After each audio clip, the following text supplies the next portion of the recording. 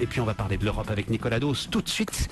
Bonjour Nicolas. Bonjour Stéphane. Parce que globalement, et de manière assez discrète toujours, c'est ça quand même qui est assez étonnant. On n'a pas envie de faire trop de bruit. Vous croyez que c'est volontaire ou que c'est Oui, juste... souvenez-vous, en avril, c'était mars dernier, on adopte le mécanisme européen de stabilité à l'Assemblée nationale. Aucun débat nulle part. Il fallait être comme nous, des espèces de vigies complètement psychorigides pour se rendre compte que à l'Assemblée, ce mécanisme européen de stabilité sur lequel la gauche s'était abstenue à l'époque était en discussion. Personne n'en a parlé.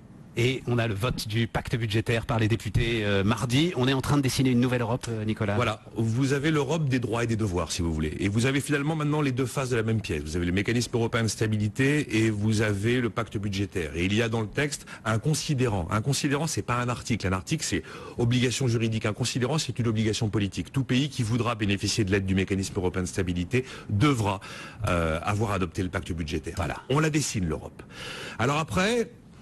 Vous mettez le curseur où vous voulez. Avec le mécanisme européen de stabilité, on crée les eurobonds que la BCE n'a pas le droit de faire et qu'elle ne fait pas. Avec le mécanisme européen de stabilité, on va intervenir sur le marché primaire et le marché secondaire.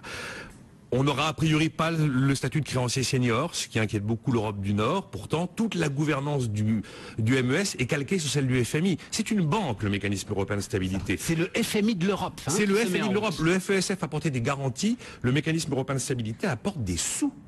Des sous avec des fonds propres qui viendront des États. Nous, en tant qu'État français, nous apportons 140 milliards d'euros, dont une petite minorité de cette somme, 32 milliards, en vrais fonds propres. Ça veut dire que mi-octobre, on va envoyer 6,4 milliards de vrais euros, de vrai argent, dans une entreprise installée au Luxembourg qui bénéficie d'une immunité morale en tant que personne morale et en tant que personne physique. Début 2013, on remet 6,4 milliards d'euros de vrai argent. Et en 2014, on mettra 3,2 milliards d'euros de vrai argent, plus un peu plus de 120 milliards de garanties que nous apportons, comme avec le MES, avec le Fonds européen d'aujourd'hui. Il y a quand même une grande nouveauté, c'est que donc on introduit les eurobonds, mais on introduit aussi la notion de défaut souverain. C'est-à-dire qu'avec le MES, désormais, dès qu'un État émettra de la dette, il y aura les fameuses clauses d'action collective. Et ça, c'est une grande nouveauté. Et je pense que, oui, il y a un côté, effectivement, un peu hold-up démocratique, parce que les fonds seront exigibles sous 7 jours, non révocables, uniquement en liaison directe avec les gouvernements, donc sans passer par la case Parlement. Donc là, effectivement, il n'y aura pas de contrôle de cet argent. Mais à côté de ça, on construit la digue qui va peut-être permettre de redessiner l'Europe. Et le jour où il faudra faire sortir la Grèce, on aura le dispositif anti-risque systémique. Le jour où il faudra faire sortir on aura un dispositif anti-risque systémique absolument imparable. On est sur une force de frappe estimée à 700 milliards d'euros.